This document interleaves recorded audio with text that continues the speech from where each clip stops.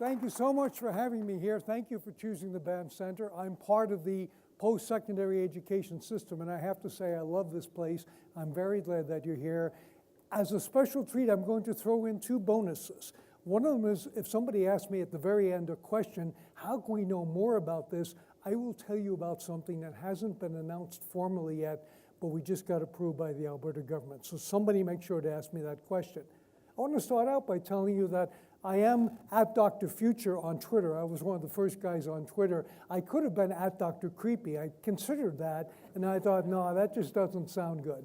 But basically, I've been following this stuff for a long time, and I want to start just maybe by setting this up before I launch into my slides, by telling you what it has to do with economic development. Because more and more technology, smart cities, sensors, things like that are going to be part of how we all do our jobs. But I heard something 2 nights ago, it's not in the slide deck, but over in Beijing, the people who run the Temple of Heaven, did any of you hear about this one? The Temple of Heaven Park decided they needed technology to solve a problem. And what did they do? First of all, what was the problem? People were using too much toilet paper. And CBC actually has video of people pulling off lots and lots of toilet paper, maybe even taking it home. So they created a device that uses facial recognition to identify you and gives you your 60 centimeters of toilet paper and then won't let you have any more for 9 minutes. That's what you want to avoid. That is the kind of techno-creepy overkill that you absolutely never want to put in your city. I am going to walk around a bit because I do point to things on the slides. I'm used to having one within reach, but that means I'll get to see people at both ends of the room. So what the heck is this thing called techno-creep? It's a word that I made up. Actually, my publisher and I made it up at a bar in Manhattan a few years ago because I said, I want to write a book about why technology is getting so creepy. After a few scotches, we came up with this. We Googled it, of course, and what did we find out? There's a band in Los Angeles called Techno-Creep. So we had them taken care of. They're not around anymore. And basically, I own this word because I made it. And that's kind of fun because I get to tell you what it means. One thing is that there are wheels within wheels in technology. So you do some online shopping. How many shop online? I mean, I certainly do. Everybody does. And you don't buy something and, let's say you look at a beautiful Rolex watch on eBay. You'd love to get that for your significant other. There's a problem, it's $8,000 and you don't buy it. So you decide to console yourself by going to Facebook. And what do you find on Facebook? That very watch, somebody is trying to sell it to you. Now, Facebook is a totally different company from eBay. How did that happen? People say, well, it's creepy or it's magic. It's neither. It's actually an economic transaction. You were sold in an online auction in real time, unfortunately for a very small fraction of 1 US cent. Someone bought the right to serve up that ad to you because they knew you were interested. And in the next slide, I'll actually be showing you what's currently stalking me. Another thought is that most people don't understand this stuff. Most people don't want to understand it. I have a computer science degree. I'm interested in this stuff. You have other jobs. You don't want to spend your life worrying about this any more than you want to know what's going on under the hood of your new Tesla automobile. I have a 1984 Volkswagen camper. I could rebuild that engine in the desert if I had to. If I open the hood of a 2017 Tesla, I can't find the engine. There are creepy people out there. Maybe you work with some of them. I certainly work with some at the university, no question about that. And those, if you can't imagine a creepy person at work, there's a little guy on the other side of the world. He's got a very bad haircut, serious case of penis envy, and he wants to blow us all up. He's actually seriously talking about blowing up United States aircraft carriers and launching a giant bomb across North America that will take out all of our electronics. So if you need to imagine creepy people, he's certainly a creepy guy. And the last thing is that the laws and regulations are lagging. How do we know this? Well, somebody recently was having dinner with his wife on the 35th floor of a condo tower in Vancouver and looked out and there was a drone looking in at him. And the question was, is that drone legal? And the answer is, maybe. It all depends. We are just evolving laws and regulations about many of these things. Here's what's pursuing me. our wall oven, our 24-inch wall oven, gave up the ghost, and we decided, hey, we will get a new wall oven. And we checked it on Sears, and they wanted over $1,200, so we did. My wife and I agreed that some shelves would be very nice where that wall oven used to be. Well, Sears will not take no for an answer. Those of you that can't read it, it's saying, please buy me 24-inch wall oven, free shipping, $1,297.91. What else is chasing my own darn book? It's trying to get me to buy it from Indigo. And a rental car. I go to a website called Sky Auction, and Hotwire has bought the right there to serve me an ad for a rental car. That's not so creepy, and that's not even a bad price, $10.95 a day. The fine print here says Vancouver, BC, February 4th to February 8th. How did they know where I wanted a rental car? The answer is even stuff like your travel plans are worth money to somebody. So that stuff is being sold and passed around. And there's actually a Harvard professor coming out with a book next year in which she calls this surveillance capitalism, the idea that your information is worth money. So I won't tell you what all these are, I attend many hacker conferences, have weird things done to me, had a chip implanted in my body, which is the most fun ever. I mean, it hurts like heck when they put it in, but now I can walk up to the executive washroom at the university. I don't have to pull out my ID card, I just wave my hand and it opens up. So that's pretty cool. I'm going to tell you, you can't read the story, but I'll just tell it to you to illustrate how creepy it can get. A woman got a phone call around the time of all those hacker conferences in Las Vegas. Hello, is this Stephanie Smith? Yes. Well, this is Bleep Rent-A-Car Company. We noticed you rented a Ford Focus from us in Las Vegas last week, correct? Stephanie's no idiot. She knows that there are hackers around and they might be trying to rip her off. So she goes, yes. Well, there were some toll charges incurred and we don't retain your credit card. So do you want us to pay them? It'll be cheaper if we pay them for you. Being suspicious, she says, how do we know you're legitimate? Well, the vehicle's license number was so-and-so. I believe your husband, Bob, was an additional driver. We don't charge you for that. You're a VIP customer. Your home address is so-and-so. This is your mobile phone number. I just called you. So Stephanie is now convinced and is about to say, here's my credit card number. And the guy who made the call said, stop, we were just doing a test. And we're not the rental car company, goodbye. Question is, how did this person know so much about Stephanie? Any speculation? The internet. And what part of the internet? Maybe Facebook, maybe something like that. Those are all reasonable answers. All that kind of information is stuff that people put up on Facebook. Pictures of their car, pictures of their husband, the name of their husband. The answer is much creepier. The person who made this call was the next renter of that particular automobile. Stephanie, being a good millennial, the first thing she did was pull out her cell phone and pair it via Bluetooth with the car. The car now had all the information from her phone, and I'll tell you a little secret. The rental car companies don't clear that out. So 3, 4, 5, 6 previous renters' information is in there. That is the kind of vulnerability that people never think about. The car companies never thought about it, but it's the kind of thing that we do need to be aware of. Some people tell me, well, you know, this is so creepy, I'm just going to throw away my smartphone. I'm never going to shop online again. I'll just like live in the real world. And for those that can see that image, it's a shelf that has been stocked by a company called Mondelez International that you've probably never heard of. However, you've heard of their products. They make Oreo cookies, Chips Ahoy cookies, things like that. They are about to pioneer smart shelves in supermarkets. As you walk by the shelf, a sensor will scan you. It will determine your gender, that's easy. It will determine your approximate age, not too hard either, your body mass index, and possibly, if you're a good candidate for Oreo cookies, a coupon will pop out of the shelf or show up on your smartphone. So the real world is going to get creepy. This is an even stranger one. I blogged for Psychology Today, and I wrote about an invention that happened at MIT 10 years ago. It was called an audio spotlight. And basically, audio spotlight was like a laser beam for sound.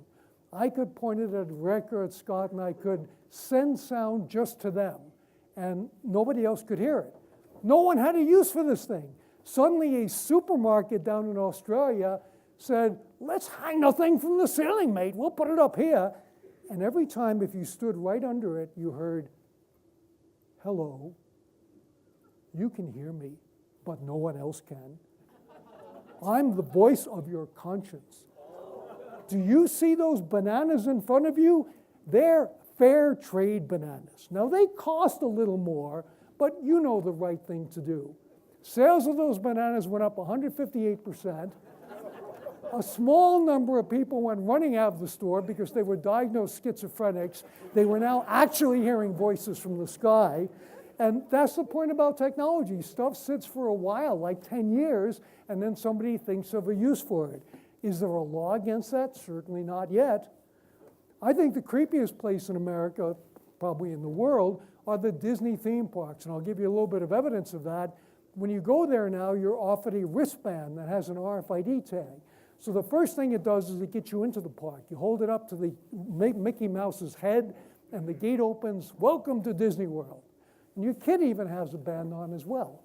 But then what happens, you are tracked. They know every ride you went on, they know every bathroom you went into, how long you were in the bathroom, what restaurant you ate at. Everything about you can be recorded. And you can imagine the scenario, your child walks up wearing this thing to Minnie Mouse.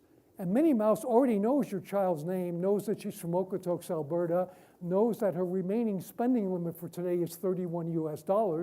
So the $29.99 Minnie Mouse doll is going to come out. So we're going to have this kind of interaction. And the interesting concept is you can say no. You can say, I don't want that mark of the beast on my child. Don't put my child in that. And they say, fine, here's your paper ticket, sir. But you do understand you lose all your privileges. What does that mean? If you have this wristband several times a day, you get to go to the head of the line. So here you are with little 8-year-old Sally from Okotoks, and you're holding her hand, and she sees another family go to the front of the line. And Sally has a potty mouth, so she goes, WTF is that, Daddy? And you have to say, well, Sally, they don't value their privacy. They're allowing Disney to collect information on them. We're purists. Well, Sally is not going to be very pleased with that. And so the concept that I use for that is de facto mandatory. Certain technologies are de facto mandatory. I'm told you can rent a car without a credit card, but you have to bring both of your grandparents. You have to bring a wheelbarrow of money. I mean, it's impractical. Now, the funniest thing at Disney World that I discovered in researching it is this machine, which is called a Smellitzer. And it's actually used to pump out smells, creepy smells. So for example, when you're on Pirates of the Caribbean, you smell the ocean. When you're in the haunted house, you can actually smell musty things. And of course, as you walk down Main Street, USA, you smell cookies baking. Those cookies were baked in a factory 40 miles away, but you smell the artificial smell of cookies baking. The other thing is it can both send smells out and suck them back in, and it's supposedly the reason no one's ever smelled a fart while on a trip to Disney World, because your whole sensory environment is managed. And I wrote a whole chapter in the book called Sensory Creep, because I found clearly real estate agents do it when they put the bread in the oven, but that's minor. We've got sports arenas that are pumping in a special odor to get people excited. So you're going to the Barclays Center in Brooklyn, New York. You just come off the subway, you're hot, you're sweaty, you're miserable, it's crowded. All of a sudden you feel good. You feel, hey, I want to go to the Brooklyn Nets game. I'm glad I paid $243 for this ticket. And the reason has something to do with what's being sprayed into the air. In St. Louis, they even sprayed the odor of cotton candy into the air ventilation system, and sales of concessions went up. I'm not suggesting you try this in your hometown arena, but it would make an interesting experiment. I'm going to skip over this except to say that Target did find out that a teenage girl was pregnant before her parents. How did Target do it? She was buying stuff. She had a debit card. She was out there. She was buying prenatal vitamins and things like that. So Target knew that she was pregnant, and Dad found out from Target actually sending her advertising. What makes this story really creepy is that Target decided they would still keep sending advertising to pregnant girls, but they would mix in other stuff like power tools and barbecues so that they wouldn't know that they were being targeted. So that's a level of sneakiness.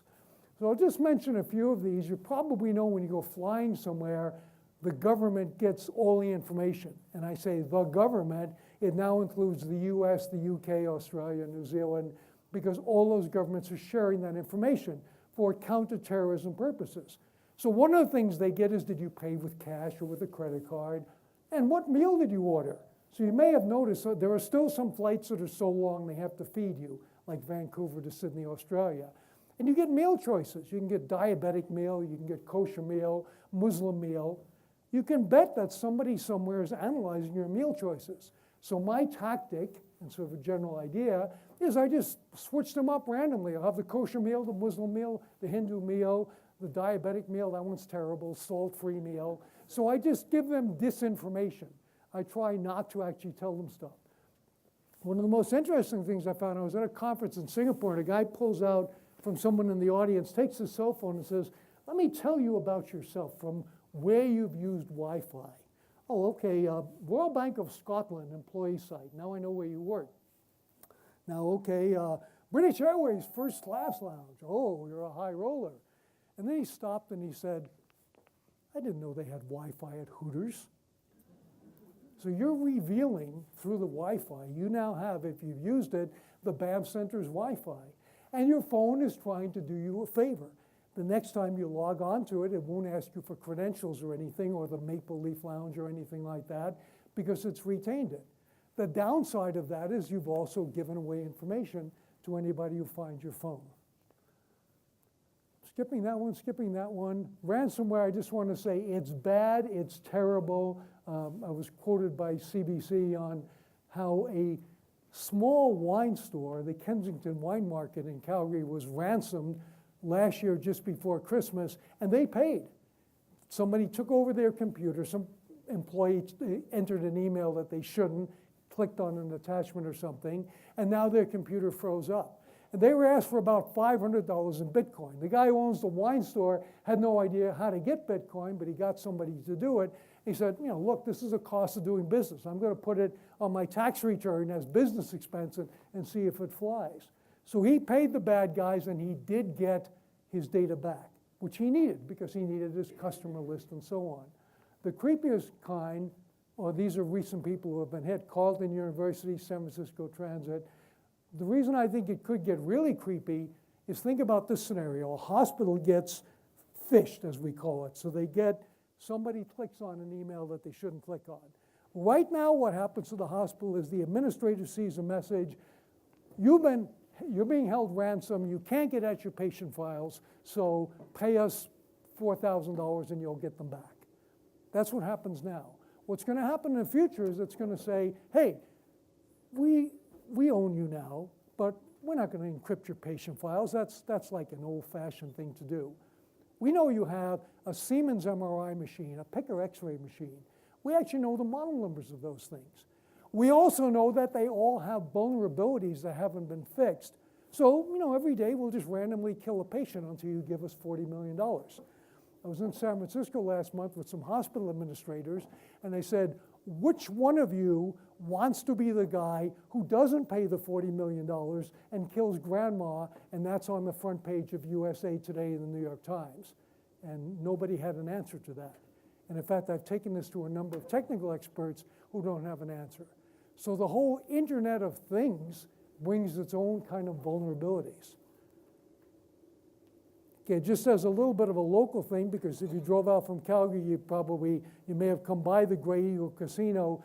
Their text messages were hacked. Okay, so somebody got into the company that sends out their VIP text messages, and they said, Grey Eagle Casino closed because of rodent infestation. So that's one way to hurt somebody's, it's kind of bizarre in Alberta where we supposedly don't have rats. So people can take over even something as mundane as text messaging, and they had to put out a no, please ignore that message. I do have a lot of fun at the hacker conferences. I wanted to share one with you, which is a guy who figured out a way to weaponize pets. So this is Coco the cat. Coco had a Wi-Fi collar on and roamed around the neighborhood. And he said, I learned 3 things. Coco likes me because she brought back a headless mouse as a trophy for me. Coco got really far around the neighborhood, and most of my neighbors have insecure Wi-Fi routers. So they left the default password on or something like that. But then the guy who did this moved up the pet food chain to a dog, and he said, I'm going to create denial of service dog. So that's kind of a pun. Denial of service is a way to attack computers. He had a vest made for this dog that says service dog in big letters, and in small letters says denial of. And he started taking it to places like restaurants. Can I bring my denial of service dog in? Yes, sir, just make sure he doesn't poop on the floor. So he does that, and the electronics in that backpack erases all the computers in the place. Then he takes it into a Best Buy store, and all of the monitors, all of the TVs, all of the computers are taken over and show a video of Rick Astley singing and dancing, and there's no way to make it stop. So he's just making the point that anything can be turned into a cyber weapon, even Furby. So I've got a story in the book. Who remembers Furby? It was the go-to toy in the 1990s or whatever. Its whole thing was to talk to your child. That was the selling proposition. The reality is Furby knew exactly 200 words. It knew 100 words of its own language, Furbish. So you open the box and it goes, Mamieo, and that means please pet me more. And if you do that, it gradually unlocks another 100 words, which are English. So that's why people thought Furby spoke. And that's really all it could do. It didn't matter if you petted it or if you read Portuguese pornography or whatever you did, it basically just opened up those same 100 words. What's interesting, though, is that the National Security Agency in the US banned Furby from their building because they thought it might listen in on confidential conversations. So the NSA wasn't very smart. Furby is kind of back in the persona of Barbie because there's a new Barbie doll that takes everything that a child says, sends it via Bluetooth and the internet to a company in California, and speaks back. So in the demo that I saw, the girl said, Barbie, what should I be when I grow up? And Barbie said, well, you've told me you like to be on stage and you like to dance, so you should be a dancer or a politician or a dancing politician. We have a lot of those in Alberta, right? So anyway, the thing is actually analyzing everything your child says and storing it in another country, like in a computer down in California. Even the Amazon Echo has some potential vulnerabilities. This is a speaker that also has the ability that you can ask it questions. So in the demo video, Dad says, where is the nearest pizza parlor that's still open now? And the son says, what year did the American Civil War begin? And it knows all the answers. It supposedly only listens when you say its name, which is Alexa. So you have to go, Alexa, where is the nearest pizza parlor? However, I'm a computer scientist. I know it has 9 microphones that are always on. It's listening for its name. If somebody wanted to mess with that, like CSIS or somebody, they could make it relay other information. And people say to me, no, you know, Amazon's a big company. We got to trust somebody. We'll trust Amazon on this. I have a one-word answer to those people, Volkswagen. We trusted Volkswagen. We thought Volkswagen was doing everything by the book. It wasn't. I would trust Volkswagen now a lot more than I would trust Amazon to not pass on conversations. So if you don't need one of these things, don't get it. Likewise, the company called Snap, which has Snapchat, now has these spectacles, they're called, that you can push a button and record video. And I've got lots of stuff in the book about how video gets recorded. I want to take you just briefly back to the day after the Boston Marathon bombing for kind of a personal reason. When I was a kid, my hero was Superman, and my favorite superpower that he had was X-ray vision. I mean, you know, what 9-year-old boy wouldn't want X-ray vision? And this is the closest I've seen come to it. That is one of the Boston Marathon bombers, Dzhokhar Tsarnaev, cowering under a tarp. And that tarp is you can't see through it, but you can with thermal imaging. So the Massachusetts State Police flew over it and found him with that. And I looked it up. They used this $28,995 camera, which would be like $100,000 Canadian camera, right? Very expensive camera. And I thought, yeah, well, thermal imaging, that's interesting, but nobody will use it. Well, a year later, a company called FLIR came out with a back for the iPhone that does the same kind of functionality. And immediately, and here's some news you can use, the bad guys started exploiting it. So you know those pin pads that you type in at Walmart or something? As you do that, you leave some heat on the buttons. If somebody swings by within a minute and takes a thermal image photograph of that, they might get your PIN number.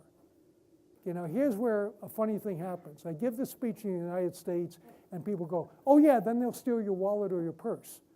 Canada is nice. It was mentioned I'm a refugee from New York. Canadians say, yeah, well, they got your PIN number, but they don't have your bank card. And that is technically correct. So I actually made a special Canadian example, which is you have a latchkey child who's always losing her key. You put one of these door lock things on, and sure enough, the bad guy follows your child, photographs the door lock, and now gets into your house. There is, by the way, an easy way to defeat this. Just lean your hand on some of the other buttons. So when you're using a PIN pad, don't press them all the way, but just lean on the other ones. Likewise, in thermal imaging, we've got a professor who flies over Calgary, and you might find this an interesting technology. He looks for houses that are letting off a lot of heat. And he put this map up online, and I said, he didn't want me to use his name in the book, but we'll call him Jeffrey because his name is Jeffrey. So Jeffrey, don't you understand, Jeffrey, that people might not want this information shared? And he said, why? It's just heat that's coming out of their house. And I started with, well, you see that one house in red there? Maybe eco-terrorists will come and pick at that guy's house because he's wasting energy. And Jeffrey said, I think that's unlikely. I said, well, maybe the police are interested in this. And Jeffrey's not a total idiot. He's an academic, but he's not an idiot. He said, oh, you mean that marijuana grow-op stuff? And I said, yeah, that marijuana grow-op stuff. He said, that's no problem. We have a special function. If somebody doesn't want their house included, we put a message, the information for this home has been withheld at the owner's request. And I said, Jeffrey, you've been in academia too long. That is like pointing to that house and going, here's what's in the basement. This is a real marijuana grow-up from Maple Creek, British Columbia. So the absence of information, why do I tell you that? If you got a kid who wants to go to Harvard, real bright kid, watch that kid's Facebook page.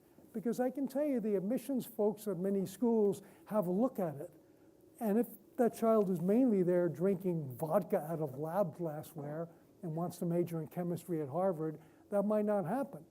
But the thing that is the kiss of death is for a 16-year-old not to have a Facebook page. That means either it was so bad that it had to be taken down, or this child is so weird that they will never fit in at our school. Sometimes we just ask for trouble. There was a great website, pleaserobme.com, and basically it scraped Twitter and Facebook looking for, heading off to Hawaii for 2 weeks, dog is at the dog sitter, aloha, and it presented in one 10-minute period 269 opportunities to rob houses. It didn't give the addresses. It was just trying to make the point. So don't disclose information on Facebook that you wouldn't want the bad guys to have. Okay, a little bit about DEF CON and why we have so much fun there. Well, that's what people look like at DEF CON. There's a strict rule not to take photos of people's faces, but this guy with the mohawk from the back, that's an acceptable photograph. There was some information there given out about how even chip and pin, which is new credit card technology, can be hacked with enough technology. And I'll give you one piece of advice. They put these things in gas pumps. And guess what? The safest gas pump to use is the one nearest to the attendant, because it's harder to sneak something into the pump. They actually have to open it up. So the ones that are kind of around the corner where the attendant can't see them are probably the ones to worry about. And they did actually have an ATM machine that was spewing out $100 bills. And I was at this demonstration. I took this photo, and I went up there at the end and scooped up a handful of $100 bills. It was only Hollywood money. But it's really fun to walk around Las Vegas with a wad of $100 bills in your pocket and see who comes up and talks to you. Here's the possibility that your thermostat might be ransomed. That's certainly, somebody demonstrated how that could be done. And, one of the funniest things about where all this is going is that the same mentality that got us computer hacking in the 1980s, which was smart 15-year-old kid gets a computer and tries to make it do what it's not supposed to do. So not necessarily criminal intent, but let me push the limits of this computer. I can tell you that there are people doing that with biology now. There are people out there creating new plants and new animals. One kid, for example, said, my parents smoke and I hate it. So I genetically engineered a plant that sucks tobacco smoke out of the air. Now that kid might be heading for a Nobel Prize, you never know. I mentioned the chipping. This is Amal Grafstra. You can look him up online. His company is called DangerousThings.com, and he will sell you, if you want, the kit to inject a chip into your skin.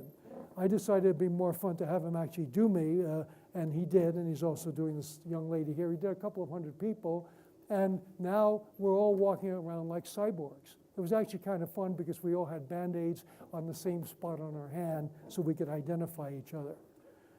Biometrics, the coming thing, because we're all so bad with our passwords. So now there are passwords you can have tattooed on your body.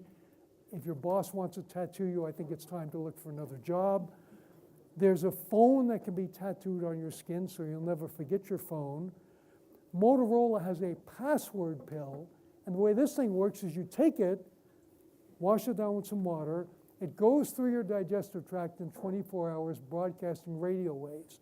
First of all, that's super creepy. I don't want a pill that my employer makes me take to log on my computer. Secondly, it's ineffective. If somebody wants to steal my password for tomorrow, they go in my desk drawer, pry it open, and get my password pill, and now they're me. So often these things aren't thought through very well. My favorite is, hey, that smells like Frank, body odor ID is on the way. With 92% accuracy, you can be identified by the way you smell. So govern yourself accordingly. There's even a company called NIMI in Toronto that is looking at heart rhythms. They're actually out there trying to see if that could be your password. And I'll just say briefly about behavioral biometrics. The way you drive is a biometric, and Progressive has the snapshot. I reviewed it in the book, and I said, you know, it's really not that bad. Flo doesn't know the way you drive. This is Flo, the pitch woman from Progressive. She only knows how much you drive. Do you drive at odd hours? Because if you're not drunk or stoned at 3 in the morning, the other people around you on the road are. And she also knows how hard you hit the brake. And I said, that might be a fair trade-off for cheaper insurance. The year after the book came out, Desjardins Insurance in Montreal and Allstate in the US said, you know, this Progressive thing requires you to climb under your car and put a dongle, it's called, into a port. That's so stupid. Everybody's carrying the sensor with them. They're carrying a smartphone with a GPS and accelerometer. We will just measure their driving from that. And you can download an app called DriveWise, or Justo in Canada. You can download that app, and it will track your driving. It knows where you're driving. It knows if you're exceeding the speed limit. It knows a lot of things about you. The average discount on this is something like 16%. And this is kind of the point of my talk. You may value your privacy more than you value a 16% discount. But I spoke to a group of students in Halifax, and one kid said, I would drive naked for a 16% discount on my car insurance because I had an at-fault accident and it's $12,000 a year. And I said, well, in your case, I guess your privacy isn't an issue. Taking it even creepier, John Hancock Life Insurance wants to put the dongle on you. If you wear this fitness monitor, you might get a discount on your life insurance. Who's getting all this information? Well, I got to tell you, I won't ask who has a fitness monitor, but your fitness monitor knows when you're having sex. If it is 2 a.m. and you have just burned 150 calories if you're a typical male, and you have taken 0 steps, that thing on your wrist knows what you are doing.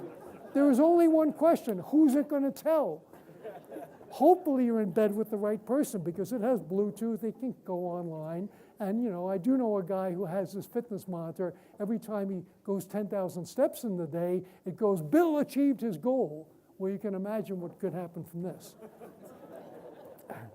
Okay, your most intimate biodata, if you really are unsure who your daddy is, you can now send your DNA away to 23andMe or to GeneTree, and they will do a paternity test. If you just can't wait, I've got a friend in New York who has a Winnebago that does mobile paternity testing. He calls it the Who's Your Daddy bus. Okay? So this kind of information will sort that problem, who's your daddy? But there's another company coming down the pike, and I've been corresponding with them. They're not in Canada yet. They're only in the US. They will do your entire genome for $999 US. Okay, I met the founder of the company. He said, we can do it. We can even make money on it. And it's 6 billion base pairs. So again, I know the images aren't really easy, but the little dot is what 23andMe does. The middle-sized dot is what's called your exome. And what this company does is the whole thing. So every genetic trait, each of the 6 billion base pairs that make you is revealed by this. Okay, so I'm actually going to skip that one and tell you that the moral of this whole talk is really you should be nice in cyberspace. And here are a few examples. These are 2 defunct websites of people who weren't nice. One was called Dirty Phone Book. You could put any 10-digit number in there and say whatever you want about the person. I could never find a screen capture that was clean enough to show in a talk. One was called rottenneighbor.com, and that one you could say, mean dog lady, vindictive neighborhood woman, watch your kids around this trailer. That was one of them.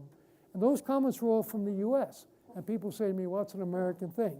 Well, while Rotten Neighbor was up, I grabbed a screenshot of downtown Calgary. There it is. And all those red houses are, in fact, things that people said that were negative about an address. And there's only one green one. It's either the Calgary Exhibition and Stampede or your Calgary Flames. But there's one greenhouse, one good neighbor, and a whole bunch of rotten ones. So that's kind of the way people think. I like to close with this wonderful pre-internet ad. It says, free to good home, beautiful 6-month-old male kitten, orange and caramel tabby, playful, friendly, ideal for family with kids, or handsome 32-year-old husband, personable, funny, good job, but doesn't like cats. Says he goes or the cat goes. Call Jennifer at this number, come and see both and decide which one you'd like. Okay? Why do we close with that? In 1 minute, I will tell you, because we're always making decisions. You get a Nest thermostat, which makes your energy bill lower and makes you a better eco-citizen. I know people who know how to hack it. You get a Jeep Grand Cherokee. I have seen that car driven off the road by hackers in a test. You elect certain politicians who care or do not care about privacy. Everything you do continuously is making a decision. That's what technology is about. You can decide to have low-tech or high-tech. I wore a very low-tech watch today just to make a point. Yes, I have all the Android wear and all that, but this thing tells me what time it is, which is what I need to know.